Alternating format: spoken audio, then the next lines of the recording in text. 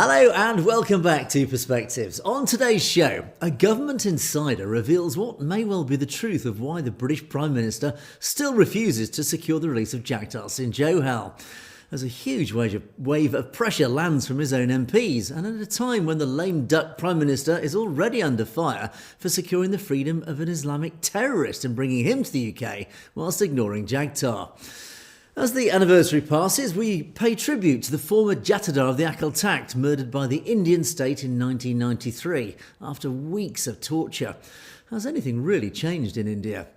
And as the anger resides in New Zealand, we look at an analysis of how the cult extremist attack on the Nagar Kirtan last week has been leveraged since then by Hindutva into an anti-Khalistan propaganda wave, and how this tactic is indeed becoming more frequent. And finally, King Charles pays tribute to a newly commissioned Sikh officer in the British Royal Navy. All this and more on today's show, and of course at the end of the show, loads of your lovely comments, so thank you for those. So do keep those coming in. So let's get the show underway, and today we're going to start off with my first story, which is the Sikh Federation has released a press release just in the last day or so, just updating us really on the situation of Jaggi Johal. They, of course, pre-Christmas, just before the Christmas holidays in December, had a huge push, a huge strategic push to try and get grassroots to apply the pressure upwards through their political representatives to increase the pressure on our Prime Minister Keir Starmer to release Jaggi Johal, who still resides obviously in prison in arbitrary detention in India. So as the Sikh Federation have reported, over 400 different MPs across the UK and covering all political parties have had hundreds of letters from constituents in the last few weeks. Now, I think we've got about 650 MPs, so that's basically at least 2/3 of our MPs have now been pressured directly by grassroots. So well done to the grassroots here in the UK for doing that. And of course, all those letters had the one single theme: will you please pressure the Prime Minister to get off his backside and free Jaggi Johal. Now, the UK government accepts Jaggi has been tortured and is in arbitrary detention. Those are two key legal points, because firstly, the fact he's been tortured legally obliges the British government to try and free him, and the fact that he's in arbitrary detention means he has not been tried in a normal court of law, a democratic court of law, and therefore he is being held against any norm of international law. So it has been held since 4th of November, 2017. Now, the expectation of a breakthrough last year increased when he was acquitted on one of the charges in March. And of course, that one of those 9 charges he was acquitted of by one court, the remaining 8 charges are effectively the same charges. So under normal democratic law norms, all the other charges should fall like dominoes automatically. In other words, they should be thrown out likewise for being exactly the same charges. Unfortunately, that is not the case in India. Again, one raises an eyebrow at the Indian legal system. So Starmer is said to have raised his case, Jaggi's case, with his counterpart Modi last July, when the two countries signed that trade deal. And again in October, when Starmer actually himself visited Delhi and shook hands with Modi. And likewise, Yvette Cooper, at the beginning of December, met with Jaggi's brother Gurpreet Singh Johal, who's a Labour councillor. He, of course, has been campaigning massively ever since November 2017, when his brother was taken. And alongside Douglas McAllister, the Labour MP for Jaggi's constituency in Scotland. And as we reported, both Gurpreet and others said they came back from that meeting just completely deflated, said it was the worst meeting since Jaggi was taken, the worst meeting with the British government. They felt, in their words, disappointed, which I think is a euphemism to say basically they feel completely and utterly betrayed by this British government, who seem to have completely given up on Jaggi Johal, which again raises outrageous questions. So Starmer and Cooper is our Foreign Secretary, our British Foreign Secretary. It falls under her remit technically to speak with India to free Jaggi. And they are, both of them, unsurprisingly, facing criticism that the government has missed ideal opportunities to apply sufficient pressure through the diplomatic channels to secure his release. Dozens of MPs on all sides, not just his own Labour side, but from all sides, have written to the Foreign Secretary demanding answers. Several have requested she meet a cross-party delegation of MPs and representatives of the Sikh Federation UK that has coordinated this whole campaign. But again, all I would say is don't hold your breath, because Yvette Cooper, I think the word I used to describe her in the past, she is a blancmange of a politician. She's completely pointless and useless and just bends whichever way the wind's blowing. So she's completely ineffective, and unfortunately, I think you're wasting your breath. Is my unfortunate interpretation here. Now, Devinderjit Singh, he's the lead exec of Sikh Federation UK. He did make a quote, and he said, and he does quote on these things. He does make statements on these things, and he said that Starmer and Cooper know the Indian authorities did not appeal against Jagtar's acquittal in March. The High Court and the Supreme Court have requested the other 8 cases to be expedited, that means to be speeded up, but to date not one witness has been called by the prosecution against Jagtar. Again, you can see how the wheels of Indian justice have been deliberately slowed down, and we all know why. It's to make an example of Jagtar Singh Johal. On behalf of it's a political imprisonment, basically. The UK government know this is a clear-cut case of double jeopardy. That means basically his one crime that has been acquitted of, the remaining 8 crimes are exactly the same, so you can't try him for those 8 crimes because he's already been acquitted of them. That is the concept of double jeopardy. So the UK government know it's double jeopardy. There have been 15 trial hearings since March last year. The delays have all been on the prosecution side. In other words, it's deliberate on behalf of the Indian state. The UK government appears to be powerless to get Jagtar, an innocent British national, released and get him home. If this was Starmer or Cooper's son or brother, they would be furious. Yes, I think there'd be a different speed in their actions if it was one of their own relatives that was in arbitrary detention in India. And as Devinderjit signs off, this softly approach of quiet diplomacy with India has not worked for more than 8 years. That speaks for itself. The government must apply maximum pressure to negotiate Jaggi's release and return, or publicly call out the Indian authorities if they're not listening. Yeah, absolutely. I mean, I wholeheartedly agree with that. And it sits in the context, and just to really give our audience, particularly our global audience who might not be aware of this, Keir Starmer is under fire from all sides for effectively being probably the worst Prime Minister this country has ever seen. It's either incompetence or it's deliberate. We actually just don't know. But every action that he takes seems to be completely the wrong action. And he just digs himself deeper and deeper into a deep, dark political hole. His latest cock-up was we actually released, the British government managed to secure the release from an Egyptian jail cell, a similar scenario actually. Egypt had imprisoned an individual that they actually saw as a political dissenter, a guy called, what's his name, Allah Abdel Fattah. He's an Islamic individual who's been very outspoken. But the British government took great pride about 2 weeks ago, whatever it was, in freeing this guy from an Egyptian prison. Returned him. He wasn't a British citizen, but we granted him British citizenship. So we secured his release from his detention in Egypt, brought him home to great fanfare. Now, as it turns out, it appears that Starmer and Yvette Cooper were not aware that this guy, Allah Abdel Fattah, had been tweeting for years how much he hated white people, how much he wanted to kill white people. He hated the West, he hated democratic nations, he particularly hated Israel, and he demanded death to all white people and all Israelis. And Starmer publicly has said, it is my top priority to free this guy and bring him back to Britain. And there was this great celebration. So we've managed to secure as a top priority an Islamic extremist, a terrorist, to bring him back to Britain, but we can't free a British citizen, a completely lawful British citizen who has been a stand-up citizen in the United Kingdom, has not broken the law, has been arbitrarily detained in India for actually calling out the unlawful activities of India. He's not a terrorist, he's not an extremist, he is a decent British citizen who was doing his duty as a moral upstanding Sikh to highlight the illegal behaviour of the Indian state, and then he was arbitrarily detained. But no, that's not a top priority. But freeing an Islamic terrorist is, and bringing him back to Britain, that's a top priority of this government.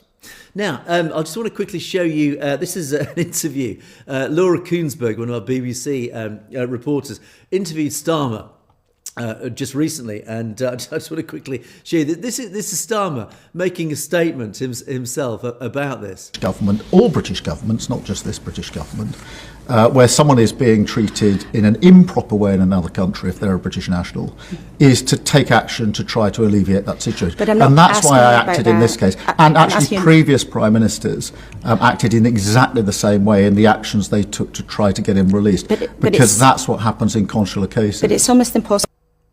So, again, this is Starmer trying to defend his position, saying we will always act to free British citizens if they are essentially arbitrarily detained. That is our first priority. It doesn't matter the fact the guy was an Islamic terrorist who wants to kill all of us here in the UK, but our priority is to release him. OK, fine, great defence. Then why aren't you applying that to Jagtar Singh Johal? Again, you can see how the hypocrisy and the double standards drip large with Starmer. Now, the question is why? And a lot of this is just simple political incompetence. Starmer is, as I said before, and I often say regularly, is one of our worst, probably more incompetent prime ministers that this country has had the sad misfortune to experience. But there is also another agenda here. And news has come out, and actually there are... there is talk behind the scenes of actually what really is going on. This is really why people care. What people need to know is why actually is the UK government, the British government, dragging its feet over Jagtar Singh Johal particularly. And likewise, it has happened. There's another British citizen who likewise has been imprisoned in India for other reasons. And I have mentioned him in the past. But his plight sort of sits alongside Jaggi. But we'll just focus on Jaggi for the moment. So there has been a question, why is Starmer and the British government dragging their feet over this? Now, we've talked a lot about the usual argument is it's trade deals. We don't want to upset India because its 1.4 billion population commercial market is of huge interest to Britain, particularly post-Brexit. Now, of course, that is probably the more standout, the more obvious headline reason why the British government is dragging its feet. It reeks of trying to bury human rights abuses under the carpet in the name of dollars. But there is another argument that has been raised. And interestingly, this came out it was actually reported in the Independent newspaper, and it has actually been rumoured in other areas as well. But it actually comes from one of the directors of Reprieve, one of these human rights organisations. So in the Independent, they reported, they did a long article actually just around Christmas time, just a few days ago, about the Jaggi situation, and they actually interviewed this guy Dolan from a Reprieve, and he's actually said, look, I think there are other reasons behind why Jaggi and this other British gentleman are still detained in India. So I'll just quickly go through this article, just give you a bit of context of it. So Reprieve, beg your pardon, they are supporting Jaggi's family, who say that this whole case is reaching its sort of breaking point. It is reaching this critical point now. It's very clear, as he says, by now, that unless the UK government takes stronger action, Jaggi will at best spend decades in prison in a never-ending trial with no evidence, and at worst be sentenced to death and executed. That is the ultimate fear. I don't think it'll get to that. I think that will be too controversial on behalf of the Indian state. If they tried that, who knows where that could lead. So I don't think they will go that far. They don't need to, in reality. Now, as he says, failing to resolve this case would project terrible weakness, signalling to allies and enemies alike that they can arbitrarily detain British citizens as a point of leverage. Now, that key word there is leverage.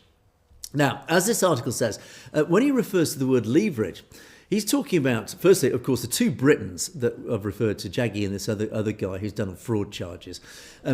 The two Britons may be caught in a wider struggle over alleged economic fugitives from India living in Britain. Now, this is a whole different context that we've not covered yet.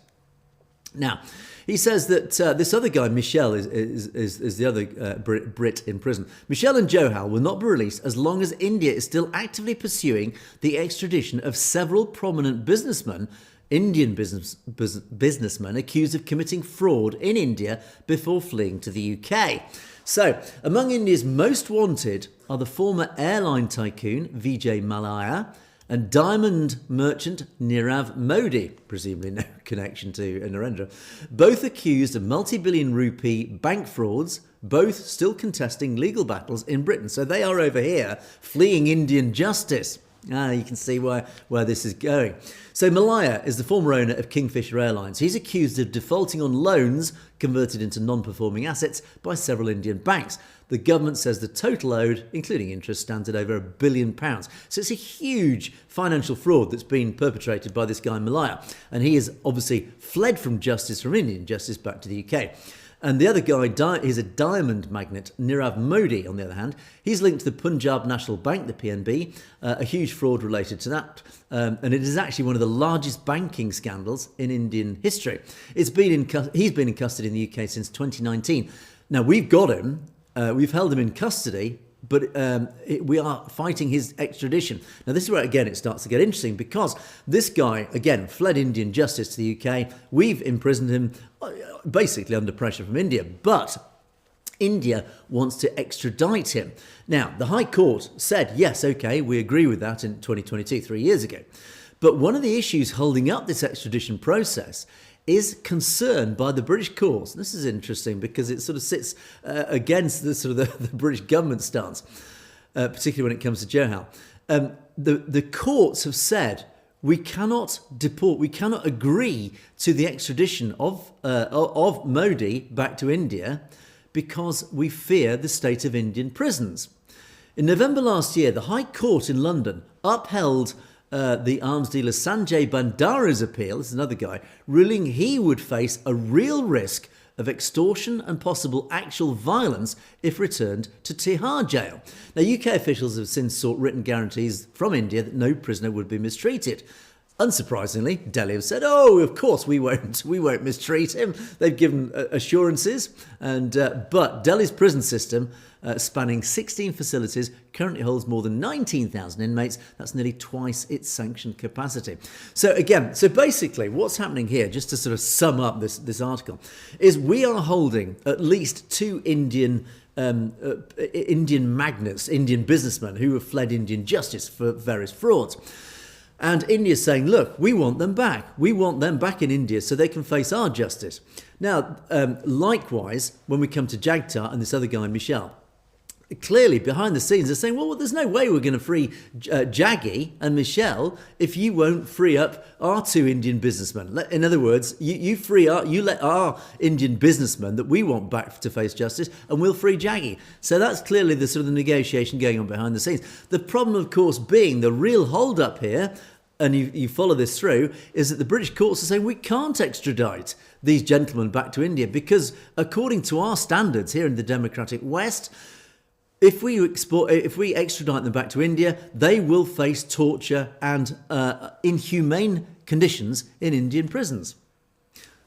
So you can see it's a bit of a catch-22 situation here, is that Jagtar has been tortured. He is facing arguably inhumane conditions in an Indian jail, but we won't act to free him, to demand his release, because, again, we've got these series of obstacles because we can't extradite Indians back to India because, again, they will face similar conditions. So there's so much sort of double standards and hypocrisy going on behind the scenes here. It really, you just sort of have to throw your hands up in despair. So sadly, unfortunately, despite all the sort of stuff we talk about, despite all the campaigning, ultimately, it's just going to come down to a trade deal, a horse trade deal behind the scenes here, where almost human rights just don't even care. You've got the courts on the one hand in the UK saying, we've got to uphold our standards. We can't extradite these people to face torture. It's not right. And yet, on the other hand, you've got the British government not demanding the release of Jagtar, knowing he is being tortured and is facing inhumane conditions in India. So, again, it's just a situation that who knows how they're going to resolve this. Ultimately, it is just going to have to come from pressure from the grassroots. We are all going to have to keep the pressure on the British government because ultimately the British government is going to have to get off its backside and make a decision over this and start throwing its weight around. Otherwise, Starmer, as the Venezuela situation has shown recently, he is becoming increasingly irrelevant on the global stage. Global leaders are just starting to laugh at him, literally. Surrender Starmer, as I often call him. So, anyway, there you go. So that's the latest on Jagtar Singh Johal.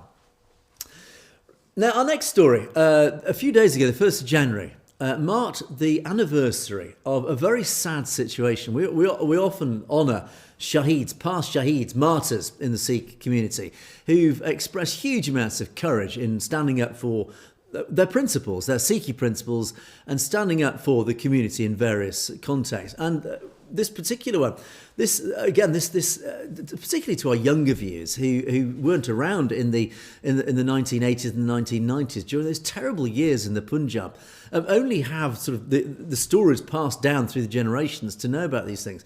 And it is, as we've said often on the show, it's really important that they are reminded of these stories and these Shaheeds, what they did and what the reason why they did it.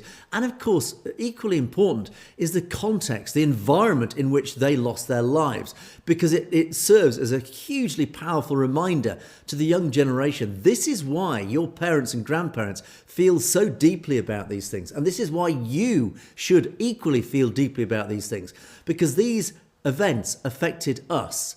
And therefore, by extension, it affected you. It has affected your family. This is why we have suffered in the past, and you need to be aware of this suffering and why these people, these individuals, these hugely heroic individuals lost their lives, because it's to provide for your future. The principles that you live by now have been upheld by these gentlemen and ladies in many cases. And it is your responsibility as a young generation to carry these memories forward, because they serve as the pillars, the foundations of everything that we as a community stand for. So this gentleman, Shaheed Jatadar Gurdev Singh Konkar, this is, again, it's quite shocking, and I'll particularly focus in on this one, because this guy, he was the Jatadar. He was essentially the leader of the Akal Takht. The Akal Takht, as we know, is one of the 5 Takhts that form the basis of Sikhi in the Punjab, or at least northwest India. They are the holy seats of Sikhi. And the Akal Takht is seen within the Golden Temple complex. It is seen as the most senior of the 5 Takhts.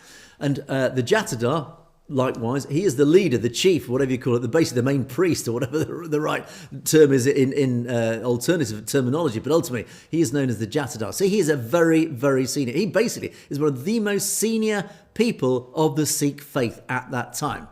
Now, he was martyred on the 1st of January 1993, and his stories, again, I talk about getting the young generations to understand why this is important. His story stands as testament to what was happening in India in living memory. This is not that long ago, 1993, to people like our age, and I'm sure our members of our audience who are, in sort of the slightly older gentlemen and ladies, you will remember these events like they were yesterday. I do. 1993 to me seems like yesterday. And again, so this is how recent these events were. So I'm just going to quickly talk through what happened to Jatadar Gurdev Singh Konkar, and again, why his suffering serves as a huge example to Sikhs, and all of us, in fact, not just within the Sikh community, but all of us need to understand the suffering this guy went through and the way he faced that suffering as an example to all of us.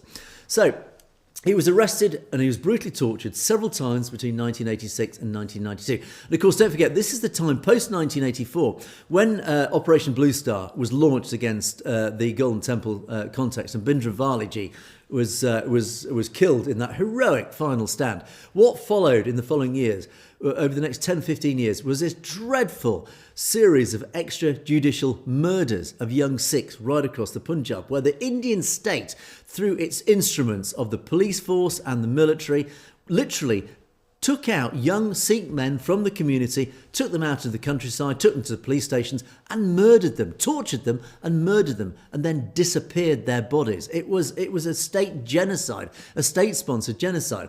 So that is this happened in the late 80s and the early 90s. So these events took place right in during those times. Now, he was arrested, brutally tortured, at one point being held by the police for 18 months. Each time he was released, after enduring horrific torture, he would simply return to his work. The Mughals were less inhumane than the Punjab police. So again, you can say that the Mughals were a pretty dangerous bunch. But what the Punjab police did at the time was even worse, to give it some context. Bhai Mani Singh's execution was drawn out and painful, but the Mughals didn't torture Bhai Sahib over a period of several years, slowly destroying his body and trying to destroy his mind. Jatadar Konkar suffered more than any human being ever should. Again, over a series of years, he was tortured. He was continuously imprisoned and tortured. On December the 25th, 1992, he was arrested for the final time. The police came to the Gurdwara after the kata was finished. He was fully aware, he knew that he would be killed by the police this time. He knew they were coming for him that final time. This would be his last moment outside of a Punjab police station. He walked calmly through the village, and again you can see why it sets as such a prime example. This is very, very similar to so many stories of Shaheeds throughout, in fact throughout history, not even just recent times, but throughout history. They have always faced their fate with their heads held high, their shoulders back. And again, I refer just around December time, the two young sons of the 10th Guru, who were young, they were like 9 and 6 years old. They faced a similar fate, being bricked up, being walled up by their captors, by the Mughals. They faced their fate with their heads held high and clinging to their faith for strength. So the Jatadar walked calmly through the village with the police following behind. The entire village witnessed the grace and beauty of a true Shaheed, someone who knows the fate before him but doesn't turn away. Jatadar Ji walked to his house, he took a bath, he changed into fresh chola and then went to the police's jeep and sat down. He then turned to the road full of villagers and sweetly said to them, "Please accept my final fateh to you." So you can again see the heroism. But again, it's all back down to his faith. He knows this is his end and he's facing it with courage, determination and clinging on to his Sikh faith. Now, like Bhai Mani Singh, Jatadar Kunkar demonstrated that he was in control of his destiny. He would keep his dignity even in the midst of the worst horrors imaginable. He wasn't taken to his death crying and pleading for mercy like many do. No, he stepped into what he knew would be a horrific death, and not once did he allow fear to conquer him. Now, eyewitnesses have stated he was removed from there late in the evening, again to some other place. He was already almost dead. He couldn't have survived the torture. Gurmeet Singh, from the police station, one of the officers, took pity on him, gave him a blanket, put a heater in his cell, because of course it was December. Barging in suddenly into the police station, SSP Swaran Singh abused the officer and again said something in Punjabi, which sadly I can't repeat. Now, Gurdev Singh was huddled on the floor of a cell under a blanket. He twisted himself into a knot. Immediately, Swaran Singh had the blanket removed, and Sodhi and Chanan Singh started kicking him with their boots. And when blood started flowing, Swaran Singh looked at me and said, and I'll try this Punjabi, forgive my pronunciation, "Twade Jatadar de Peshab nikal gaya." I told him, "Peshab nahi nikla, uska khun nikal gaya, hai jaan bhai nikal jayegi." Sadly, I have no idea what that means. I'm sure our audience will help me on that one. Anyway, just next to the gate was the torture room. I went past the room and was astounded by the amount of blood on the floor. So again, you can see how dreadful the conditions the Jatadar must have faced. He was tortured, literally tortured to death. I saw Swan Singh and DSP Sodhi inside. My curiosity was aroused. I looked in. Gurdev Singh was lying on the floor. A piece of cloth covered his face. It was obvious to me, excuse me, that his legs had been ripped up at extreme angles. His hands must have been tied at the back. Two people must have got hold of one leg and two more the other leg. They must have pulled them and ripped them apart and ripped him open in the same way as we break a chicken by pulling its legs. That explained the profusion of blood on the floor. He must have died under horrible pain. So, yeah, I mean, one can only imagine, and one hates to even try to imagine the suffering that the Jatadar went through. But all of it totally married to his faith. He went there with, as I keep saying, with his shoulders high, his courage intact, and with complete and utter dignity. What an example. And again, as we like to do, to pay tribute to these Shaheeds, you don't even need to be in the Sikh community to recognise a true hero, a true courageous individual who stood up to obviously superior, more powerful forces, but he did it with dignity, with heroic courage and dignity. That's what really matters. And that, again, is one of the foundations of the Sikh faith, and which is why Sikh soldiers throughout history have been so successful, is because they are so driven, so motivated. Their backbone is stiffened by so much courageous power, so much power in their faith in Sikhi, that it allows them to face dreadful things like this and I won't quite say with a smile on their face, but certainly with grim determination and dignity on their faces. So again, we pay tribute. 1st of January 1993, the Jatadar faced his final fate. But again, just to wrap this up, and particularly to the younger viewers, this guy was one of the most senior individuals of the Sikh faith.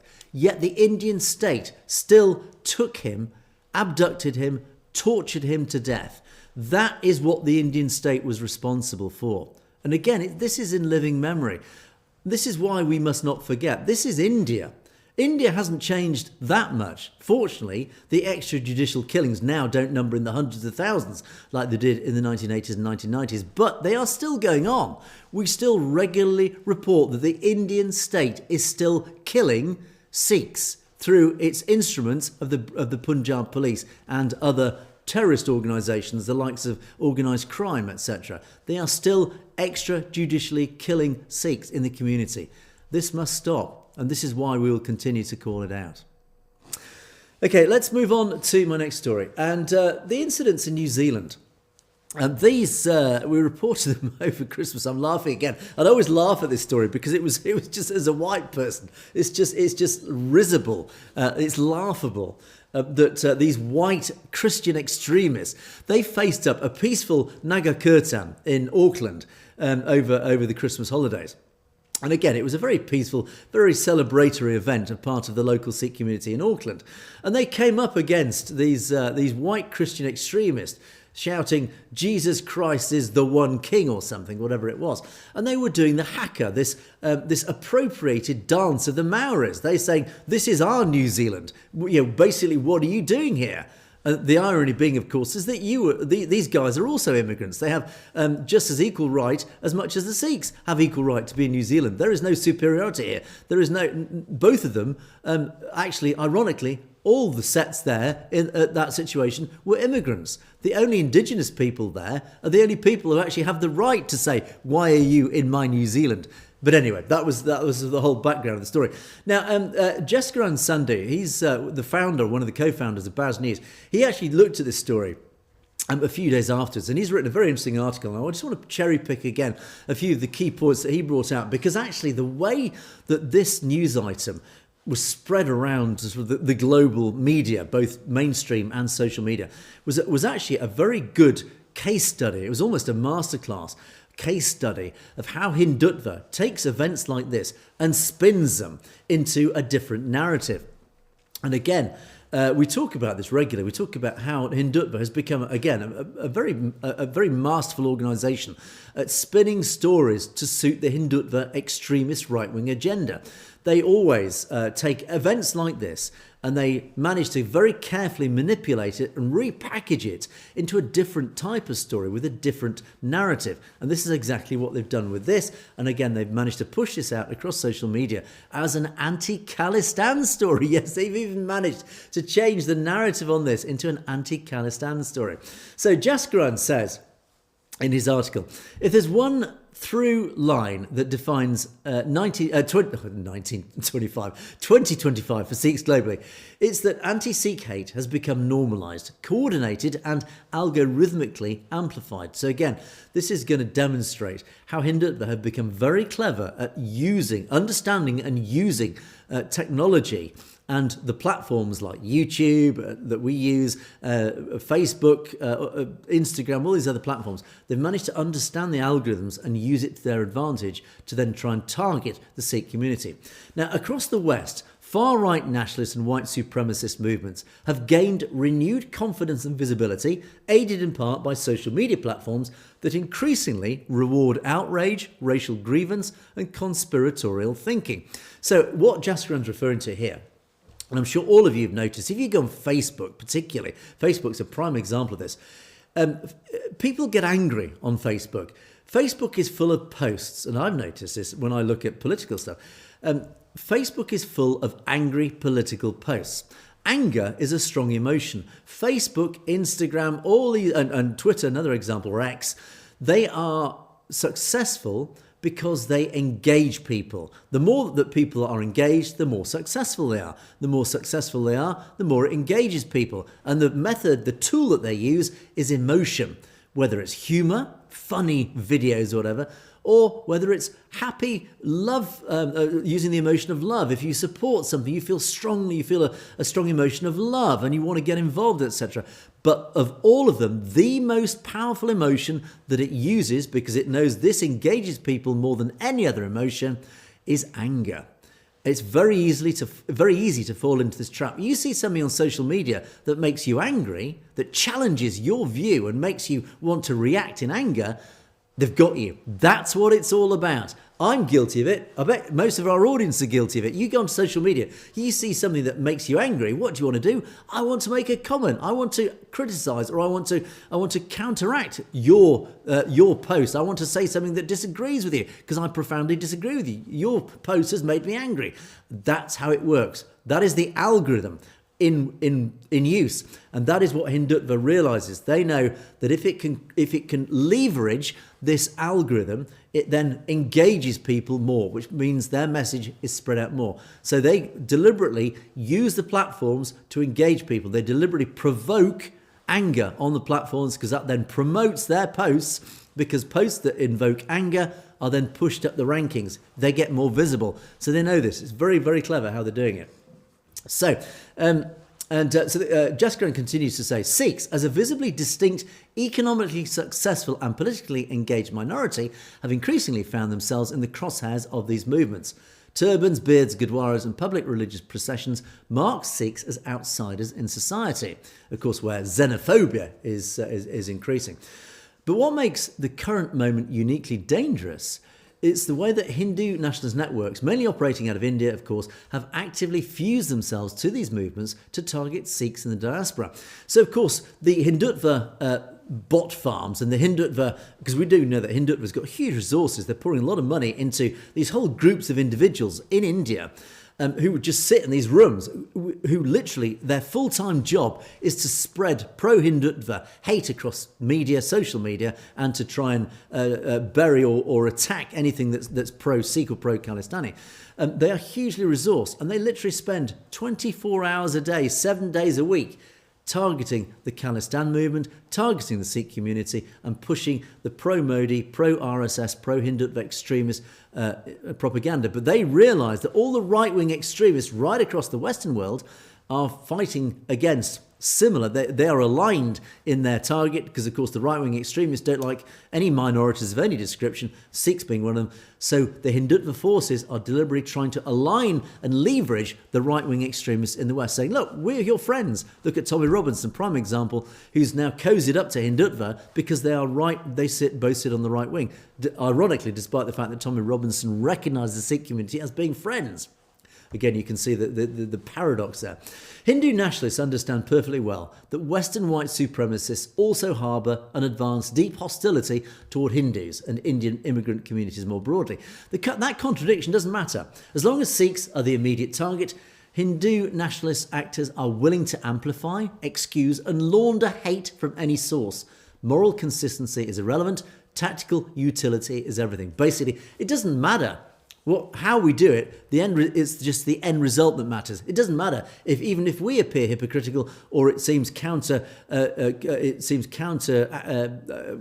narrative to what we're trying to say. As long as the end result matters, the end result is achieved, which is attacking the Sikh community. It doesn't matter how we get there. In other words, the end justifies the means. We're often told by Hindu and Indian nationalists that they don't hate Sikhs, only those labelled Khalistanis. Well, we know that's absolute nonsense. In practice, any Sikh who's politically active, outspoken or simply visible can be arbitrarily branded a Khalistani extremist, at the very least, and usually they're branded terrorists. Advocacy for Sikh rights, remembrance of state violence or criticism of Indian government policy is enough to trigger waves of disinformation and abuse. We see that regularly, don't we?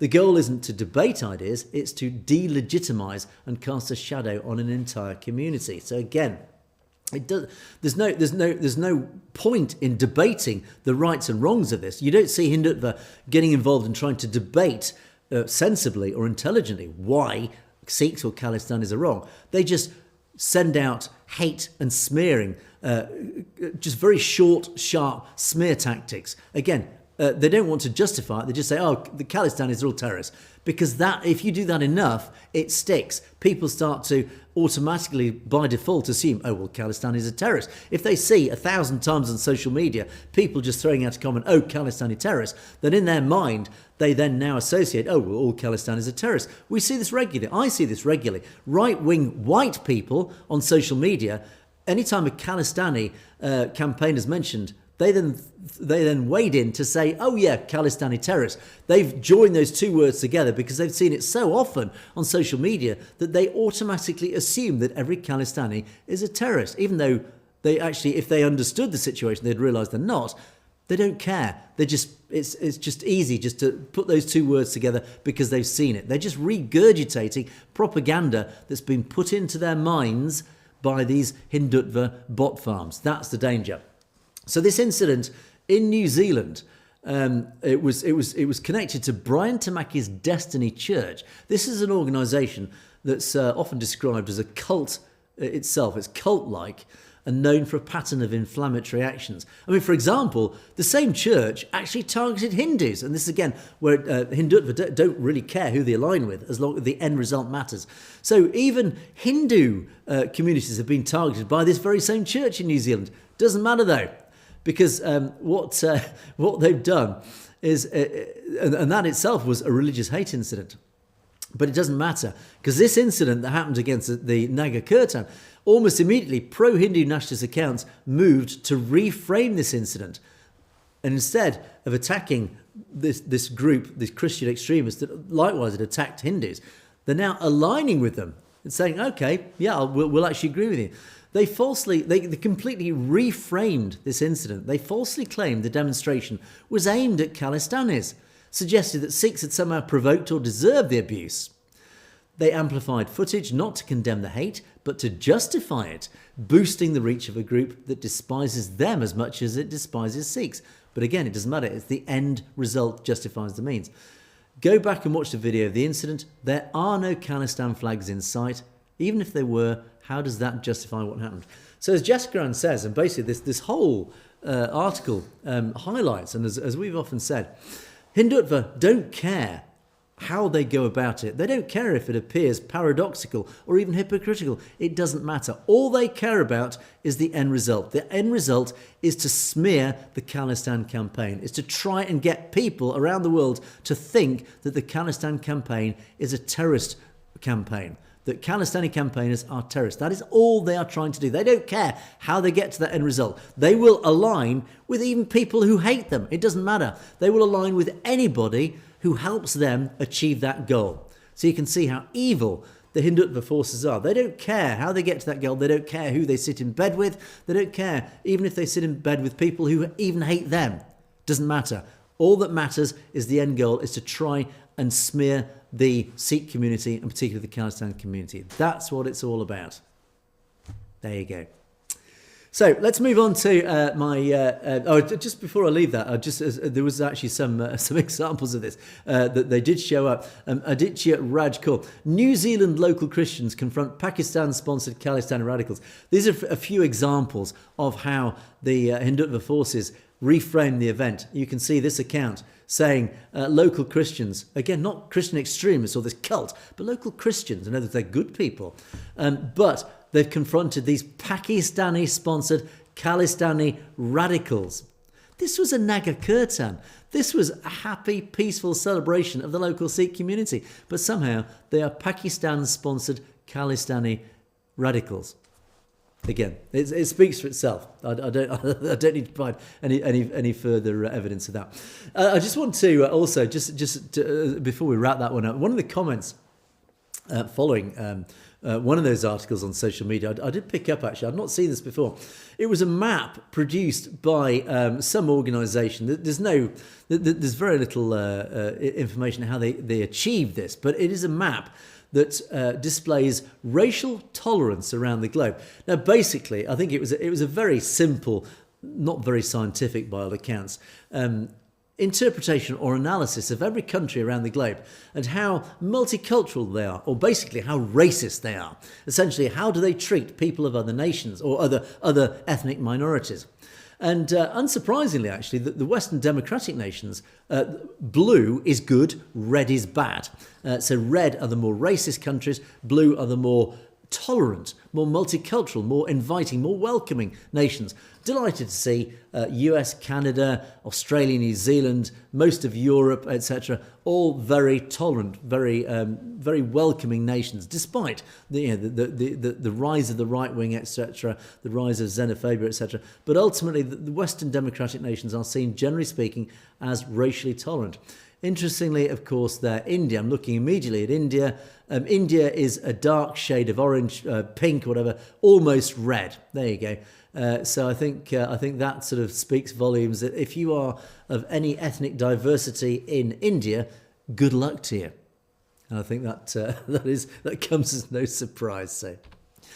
And to wrap up, final story. This slightly strange in that I have tried very hard to try and find the name of this individual. And this article has actually spread right across social media. It's King Charles. It's a really nice story, actually, to finish on. King Charles congratulates, he did this lineup of the Royal Navy, lots of newly commissioned officers into the Royal Navy, amongst which was a Sikh medical officer who has now got his commission, successfully got his commission into the Royal Navy. He was inspected by King Charles at Dartmouth, that is our Royal Navy Academy. And again, this photo has gone all around social media, across all the mainstream Sikh channels, and it's wonderful to see. Again, it just highlights how Sikhs have integrated so successfully and so magnificently into militaries right across the Western world, into whether it's the US, Canada, or the British military, Australian, etc., New Zealand. They're all there. They're all representing, and this particular one was highlighted because he's gone into I don't know the Royal Naval equivalent. It's the Royal Army Medical Corps is the military. Sorry, the Army equivalent. I don't know what the Navy calls it. Maybe somebody in our audience can explain what the medical corps equivalent is in the Navy is. But anyway, he has been commissioned as a medic into the Royal Navy. And again, a lot of the media covering this has said it's very typical of the Sikh tradition. Firstly, obviously to join the military, to save a selfless service, to serve one's nation. But likewise, as part of a medical, it's also about helping people, and it's very typical of the Sikh faith to go into the medical establishment, the medical regiments, units, to help your fellow human beings. But the strange thing about this, I cannot find this individual's name. I have looked everywhere. I say this same press release, almost word for word, is everywhere, but nowhere can I find this individual's name. I'd love to name check him. I can't. If anybody out there can find his name, let us know. But unfortunately, I have been unable to find his name. But there you go. Anyway, that's a wonderful photo. And I'm sure that photo will sit on a mantelpiece somewhere in that new officer's family home. And likewise, with absolute pride. It's a wonderful story and very typical of Sikhs joining the military. Very, very proud. And obviously, I have no doubt he will serve with distinction, as all Sikhs tend to do in militaries across the world. Right, on that note, let's move on to our comments column. And likewise, again, huge thank you to our audience. Most of our regulars, as always, have been contributing magnificently to our comment section. Thank you to all of you. Let me just actually, before we start our comments, I'm going to repeat my appeal. Actually, now that we've lost James to Perspectives, a very sad loss, I am still looking for people. If you want to appear on Perspectives, when I say appear, it's don't be scared of it. I'm looking for people who want to come onto the show and discuss topics. Show me your perspectives. I would love to find a small number of people who want to appear regularly on Zoom. We can have a chat. We can have a bit of discussions. If you've got an issue that you want to raise and talk about, come on. I want people to come on regularly. I would like my podcast, but these aren't podcasts. These are just informal, friendly discussions. I'd love to have a Sikh on the show. Because again, there have been criticisms saying, well, you don't know much about Sikhi because I'm not a Sikh. Well, I do my best, but ultimately it would be great to have a fellow on the show to replace James, even just temporarily, even just part-time. Come on regularly. talk with me about these issues, because I've got my perspective. I'd love to bounce our perspectives. I'd love to bounce perspectives off a Sikh. If you've got your own opinions on many of the issues that we talk about, that would be great, and I'm sure our audience would love it. Because what makes perspectives more interesting is if we have interaction. Again, this is what the comment section is. I love the interaction we have with you, wonderful audience. I love the interaction that we have. But I would love to do it on the show, bring you in on Zoom. Again, it's not live yet.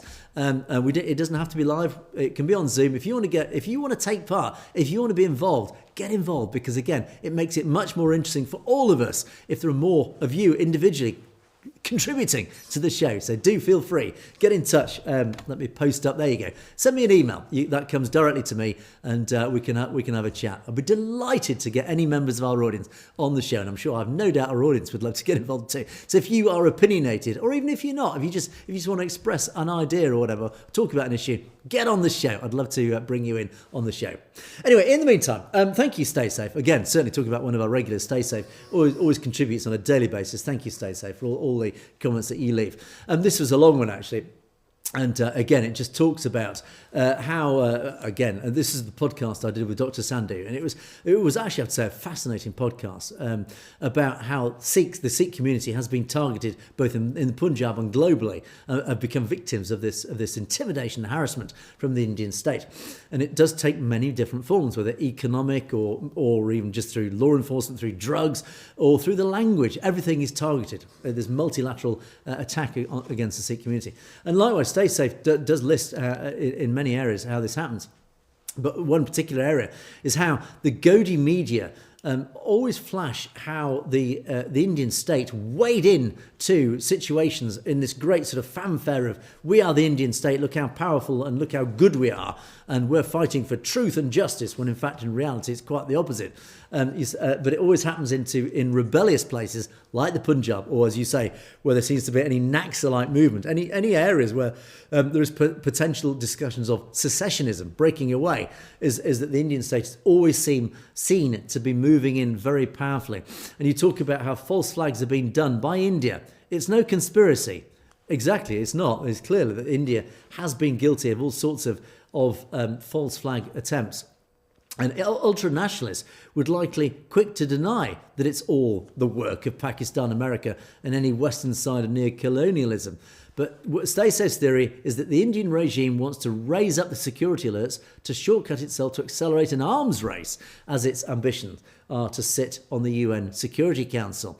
Now, we have talked about that, and we do know that India has designs to sit on that top table of 5 on the UN Security Council. The problem being is that it's likely China will veto that, because China wants to be the only regional representative on that committee. It doesn't want India there as well, because India and China are a little bit, although they are aligned in many ways, there is a bit of a fractious relationship there. So, but ultimately, India does have ambitious designs for the future, and as Stay Safe says, by 2100, India wants to be wants to be like the United States of America.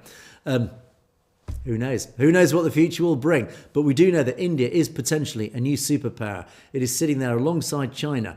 I dare say China is way ahead in many ways, certainly in GDP terms. It's way ahead militarily. India is falling behind. India, actually, ironically, could be a future superpower, but it is being held back by its social infrastructure, its caste system. The Brahmins, who are ruling India, are ironically the ones who are holding their very nation back by the straitjacket of the caste system. If it was freed from the caste system, it was freed from Brahmanical control and allowed to grow organically, naturally, it would, just through simple entrepreneurship. Because Indians, by nature, are very industrious. They are a very industrious nation. I love Indians, the Indian people. I don't love the Brahmins, but I love the Indian people as a nation, because they have a work ethic, a strong work ethic. They get in there, they get involved. It's not just the Sikh community. Obviously, I have a complete alliance with the Sikh community, but Indians as a whole, and they are being deeply betrayed. All the different regions of India are being deeply betrayed by Delhi, by this central control. The breakup of India and then its reformation into something more akin to like the European Union. In other words, it is a nation, a federation of different states that have autonomous control to some degree, but they are combined into a new federation of India, whatever you want to call it. That in itself would be much more powerful than India is or ever could be as it stands at the moment, because there's too much infighting in India at the moment. Anyway, stay safe. Thank you for that comment. And it does raise many, many interesting questions. Oh, here we go again. Critics Corner. Abby, 1999. Thank you, Abby, for your contribution. Why do I have a portrait of Bhindranwale behind me? This is the man behind the mafia movement to take over Punjab so that he and his cronies can make millions for their families. Yeah, well, that's an interesting interpretation. Stacey says, rubbish, conspiratorial nonsense. Have you any proof? Abby comes back to say, who and why is inflaming the 1984 incident and why? This is a call for a separatist state, which is against Sikh values. Really? Also, if your bum chum really wants Khalistan, I suggest he goes and lives there and asks the locals why they're not fighting for it. It's only greed, my dear, slave to the system. Okay, well, let's address these points here. First of all, why do I have a portrait of Bhindranwale behind my head? Because I've read his story. I know, and I fully know his background and why he ended up giving his life so heroically in 1984 under Operation Blue Star. He stands, to me personally, as a bit of a hero. He stands for everything that actually I believe in. The way he gave his life is so heroic that anybody who's even served as a soldier, as I have done, would see this as a magnificent example of an individual who stood up for his principles and literally gave the ultimate sacrifice for his principles without fear, with ultimate courage. That is why I actually have his portrait over my shoulder with pride. He also represented he fought for human rights, the basic human rights. He fought for the rights of Sikhs in the Punjab that had been quashed since 1947, that had been betrayed by a very clear agenda. No conspiracy, but a very open agenda to destroy and bury Sikh culture on behalf of the Gandhi dynasty, on behalf of the Congress Party, basically on behalf of the Brahmanical elite of India. Because the Sikh community stand as an existential threat to the Brahmanical control of India. That is why they've done everything against Sikh community. Bhindranwale was one of the leaders of the fight back. Now, he may have well had other agenda at play. I don't know, and frankly, I don't care that much. Ultimately, I do know what he stood for, and that is why I actually totally align with him, and that is why his portrait stands in every single Gurdwara around the world. So, but the other points, why are we inflaming the 1984 incident? We're not inflaming it, we're making sure nobody forgets it. Because, Abby, I'm sure you're aware of what happened in 1984, both Operation Blue Star itself and the genocide that followed in November that year, they must not be forgotten. They are an absolute outrageous example of what the Indian state is capable of. That is why we don't inflame it, we remind people, because we must not forget, because it must not happen again. And it's a call, yes, you're right, it is a call for a separatist state. That is why we exist. We believe in democracy. If the Sikhs in the Punjab and other members of Punjab want a separate state, that is their democratic prerogative. As you say, though, why don't I go live in Khalistan and ask the locals why they're fighting for it? Why do I go to Punjab? Well, I have to say, the Punjab it is up to them. If they want a democratic, a separate state of Khalistan, it is up to them to have that right to vote for it. The problem is, and this is why I talk about it, is because the Indian state will not allow the Punjab to have their say. They will not allow a referendum in the Punjab or any other part of India to break away. That is not democratic. We've managed it here in the UK. We had a referendum for Scotland to determine if they wanted to break away. They voted not to do so. Likewise, in Canada, the Canadian government allowed a referendum on Quebec. Likewise, Quebec had a referendum, decided to stay. So why doesn't India, a so-called democratic nation, allow the Punjab to have their referendum? If you're right, if Sikhs in Punjab don't want Khalistan, they will vote accordingly. So what are you afraid of? And this is the argument we always throw back at people who criticise, who say, there is no feeling for Khalistan in Punjab. Really? Then hold a referendum. Get rid of this argument. Get rid of this whole movement overnight by holding a referendum. If you're right, you will win that referendum. The whole Khalistan movement goes away, or at least it goes quiet. You solve that problem for at least a generation, as has happened in Scotland, as has happened in Quebec. It will happen in Punjab, if you're right. And that's the big question. Are you right? So, anyway, but thank you, Abby, for your contribution on that. Punjab. We're running out of time, actually, so I can't go into too much depth. The Venezuela situation. Trump went into a sovereign... I know, I'm laughing because Donald Trump... Who knows what Donald Trump... The reason why Donald Trump is so successful in many ways and gets results is because this very reason. And actually, a US senator said this to me, a Republican senator said this to me. The reason why Trump is so successful and actually achieves so much is because people are terrified about what he might do next. This is why I like Donald Trump, I have to say, is because he's so unpredictable. He literally could do anything. Nobody knows really what he would dare to do next. And that is why people like Kim Jong-un in North Korea are probably sitting back. Now, they're making all belligerent noises, but in reality, they're thinking, you know what? I could be next. I think I'll just stand back and keep quiet. I'm not going to launch nuclear missiles. China, likewise, again, making very belligerent statements, as of course they're expected to.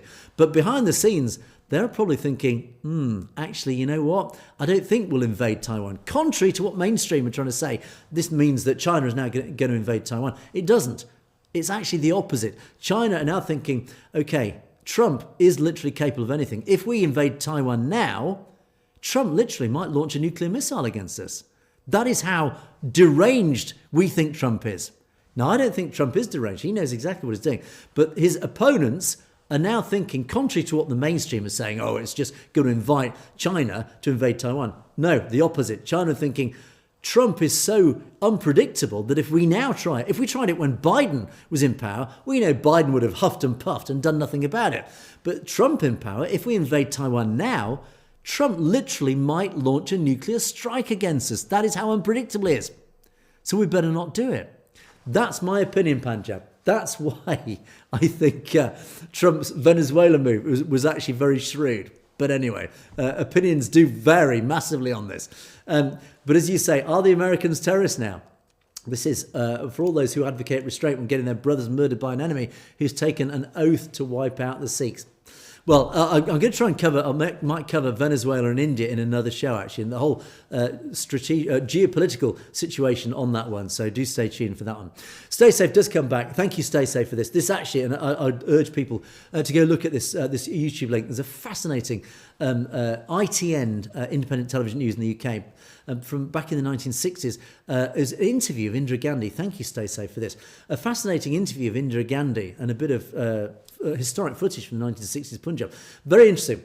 And it has a particular interest for me because the guy who interviewed Indira Gandhi, a guy called Gerald Seymour, I was at school with his son, Nick, as it turns out. So actually I have a personal interest in that very specific video. The guy who interviewed Indira Gandhi was an old mate of mine's dad from school. So there you go. How about that? Grow Up AZ, yes, thank you. Back to the language. Unfortunately, I'm not too technically minded. Can anybody in our audience answer this question? I'll put this up to say, look, because James actually, we're sadly losing James. James is a bit more technically au fait on these sorts of things. But yes, you can get the subtitles in different languages. I didn't fully understand the comment, but anyway, an appeal to the audience, have a look at this comment. If you know how to get Punjabi, because sadly, I don't speak Punjabi. We have the Punjabi side of the channel. This is really main. Our target on perspectives on the English side of the channel is in English speakers, of course, because the Punjabi is well covered by Surinder and his team. The English side is covered by me. I have no team. It's just little old me. So unfortunately, I do my best. And again, this is actually why I'm appealing to our English audience or English-speaking audience. If you want to get involved in perspectives, we want to grow the English side, but we can only do that with more English speakers who, again, have a foothold in the communities. Anyway, thank you, Grow Up AZ, for your contribution. Final set. Just a load of lovely comments, as usual. Great podcast, gentlemen. It was a really good podcast. Thank you, TC.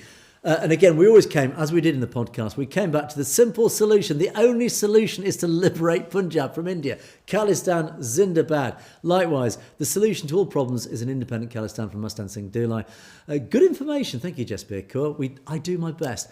Lots of Happy New Year's. And again, from Dave, UK. I put Dave up in the UK because you are in the UK. I thought, we'll give a shout out to the UK audience. I do know many of you are watching from the UK. Hi, guys. A big shout out to you guys, as I like to pick areas around the world world. We have diaspora all around the world who watch us. So thank you to each and every one of you, particularly if you're in far-flung areas. Do let us know. Do let me know where you're watching from. Again, it's always nice to know. Sikh one's saying, thank you, Angus, for raising the issue of Punjab, especially Sikhs.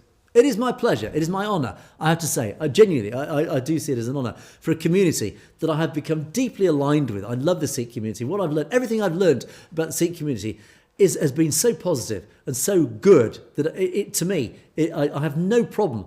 I find no difficulty whatsoever in promoting and supporting the community because, as I say, I think what it represents is a great lesson to many in the West that seems to have forgotten many of these values that the Sikh community stand for. And I think this is why I particularly like to promote the Sikh community and its values, because it is almost a reminder to the West. This is what you're losing. You need to align more closely, ironically, with the Sikh community, because they're the ones actually who are pushing values that we should be pushing more in the West as well. That, again, we seem to be forgetting. AS Tia, Happy New Year to one and all. Likewise to you guys. Thank you for all that you're doing. Let's hope 2026 is a fantastic year for progressing the Khalistan demand. It will be. I feel very positive about 2026, despite global events that do appear slightly concerning. But don't worry, all is good. I have good feelings for this year. There is going to be a lot of change. I said this a while ago. I predict this year is going to bring about massive change. The first half of this year, I think in 6 months' time, we're going to be looking at a very different world. I don't know why. I just feel it in my bones. A lot of people are saying it likewise. So do keep an eye out on world events. As I say, I think a lot's going to change. Fingers crossed, it will be another step towards Khalistan. And Grow Up AZ gets the final say alongside Sukhwant Singh, Khalistan Zindabad. Indeed, we always like to finish the show on that note. Do keep your comments coming in. Thank you to all of you who have contributed. It's all very much appreciated. Do message me if you have any thoughts on anything that you want to bring to my attention that you don't want to put in the comments, but do put in the comments. Anyway, whatever it is, let me know your thoughts. Many of you have contributed. Thank you so much for all that. Do let me know your opinions, your perspectives. Let me know stories that I might have missed that you think I should be covering. Either email me or put them in the comments below. Message at satellagetv.com if you want to get in touch. But that is it for another day, way over time. I've whittled on and ranted on far too long today, sadly. So anyway, I hope you appreciated the show. Thanks so much for watching. You have, of course, been watching Perspectives. I will see you next time.